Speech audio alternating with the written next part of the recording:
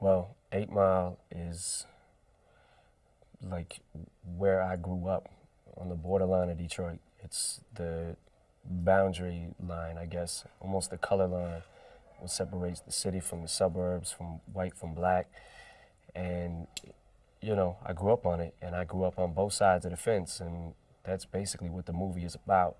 It's about this guy who's in the same struggle, in the same predicament, keeps bouncing back and forth from place to place or whatever, and you know, uh, just trying to make it, and going through the whole white black thing, the whole uh, poor thing, the whole, you got to see the story. Like there's a lot of similarities between me and this guy. There's some that's not exactly. Maybe Marshall would have handled this situation a little bit different, and there's some that M would have did that. No, he wouldn't have did that. And there's some things that are different.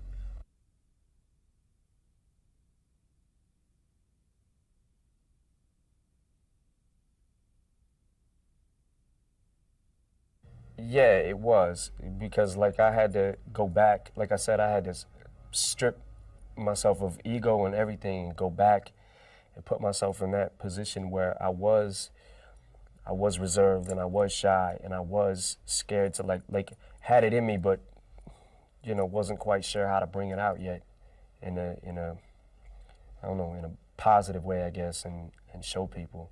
Like I really felt like I wanted people to hear me so bad, and I wanted to do my shit, but it was like, them jitters and them. I'm scared. I'm not scared. That whole struggle and everything, especially early on for me. You know, which I love being on stage and stuff like that. Once I got a mic, I was cool, but it was that prompted me to do it and get up there and not be scared to grab that and just rock. But once I got it in my hand, that whole thing.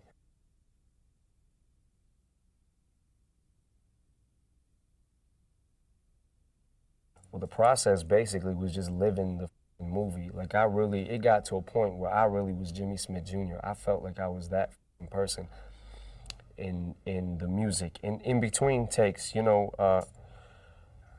don't know, man. We just worked really hard. Like I never seen Curtis like really. Curtis was there before me. He was there after me. And I was pulling like 12, 14-hour days, 12-hour days at a minimum, like 6 days a week.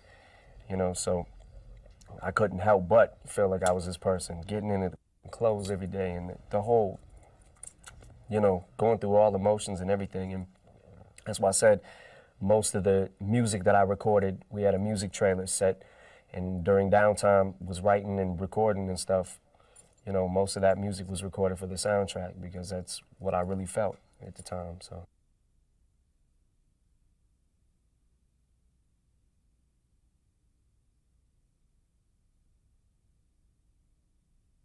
Yeah, it's a big splash, and I didn't.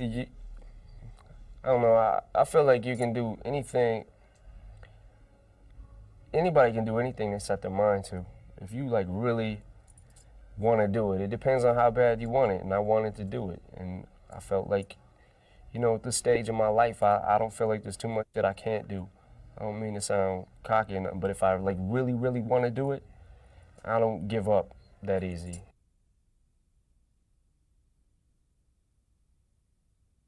Well, at first, when the idea was brought to me, I couldn't give it like 100% concentration. I was doing so much other shit, like the Marshall Mathers LP. I was recording that, and it was in the process of that, and then touring and doing the D12 record. And I couldn't, once I gave it my full concentration and I knew that I could give it 100%, that's when I decided, like, that's when I jumped into it and was like, okay, I'm gonna do it.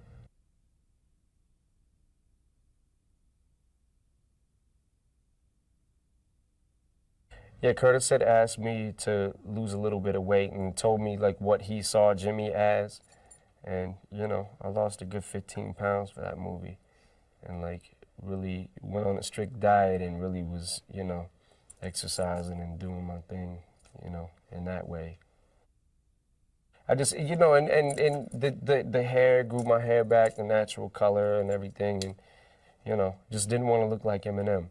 The movie takes place pre, Eminem BC.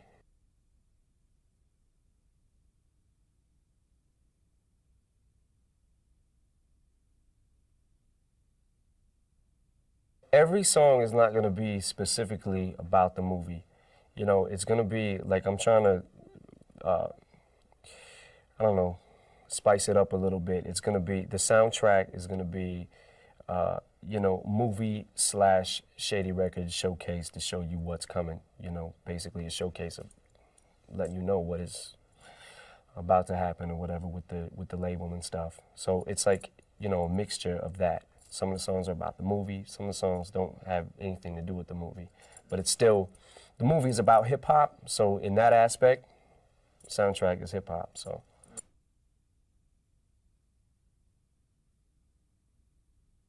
nah, it's all new music that's gonna be on the soundtrack.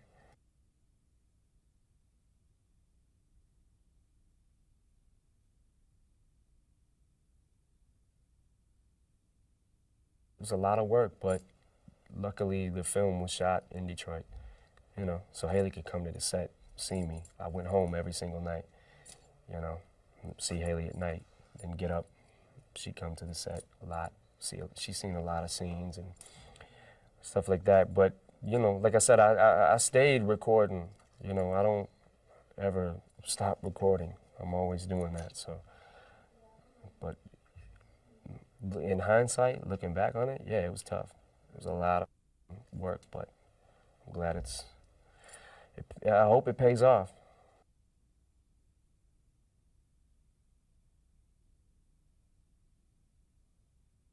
Uh, I may. I don't think I'm gonna do another hip hop movie, and I don't think I'm gonna do another movie where I'm in every scene.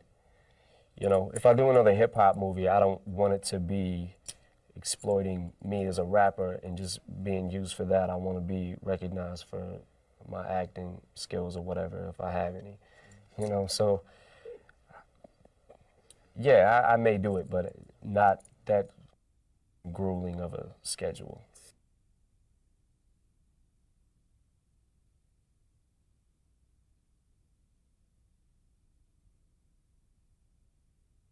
Yeah, I mean that I have no control over. People will probably, like I said, see things that him wouldn't have did that, or he would have did that. Certain situations, the way that they reacted to, and things like that.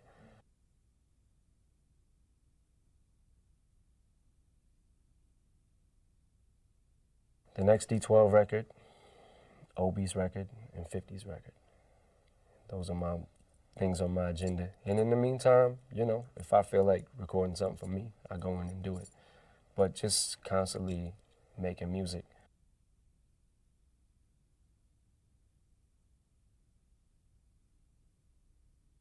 I want to be, I definitely want to be looked at as a credible producer too.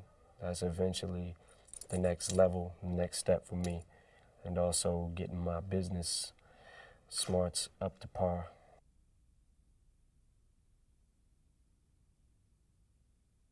Yeah, I'm learning to be. I definitely have grown up a lot in the past couple of years, and I'm keeping an eye on my money, man.